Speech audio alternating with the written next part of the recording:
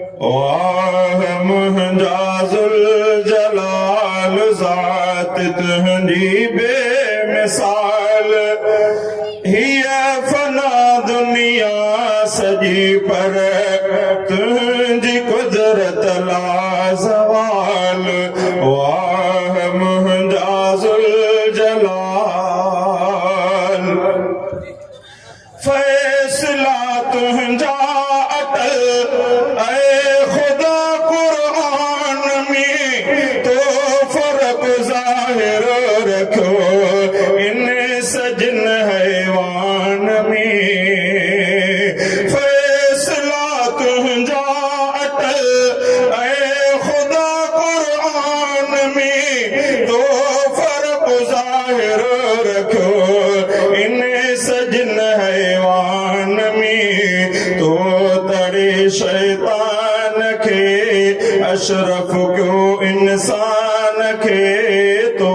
तड़े शैतान खे अशरफ क्यों इंसान खे ॾींहं खे ऐं राति खे तो सिवा कहिड़ी मजाल वाह मुंहिंजा ज़ुल्जलाल ज़ात तुंहिंजी बेमिसाल हीअ फना दुनिया सॼी पर तुंहिंजी कुदरत लाज़वाल वाह मुंहिंजा ज़ुल्जलाल पाक हिन क़ुर्आन खे साल कई थी विया खोड़ तहक़ीक़ूं थियूं पर सभु खुटी सारा पिया पाक हिन क़ुर्आन खे साल कई थी विया खोड़ तहक़ीक़ूं थियूं पर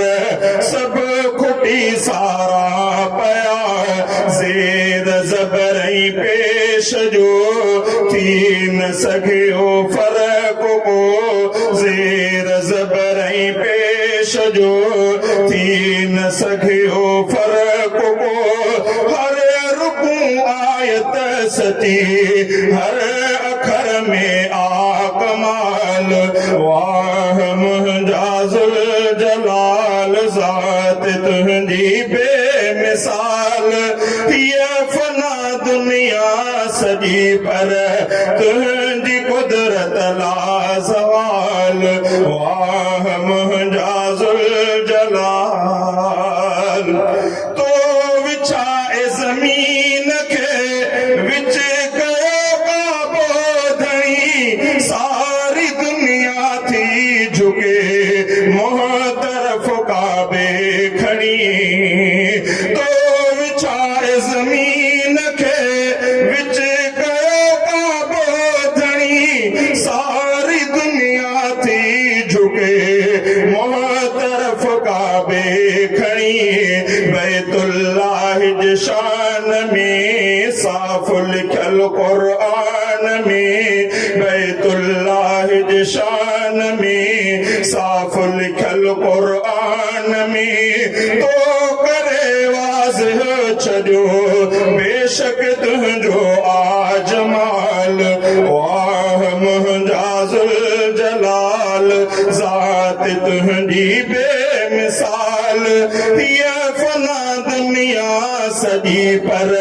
तुंहिंजी कुदरत लाज़वाल वाह मुंहिंजा ज़ुल्जलाल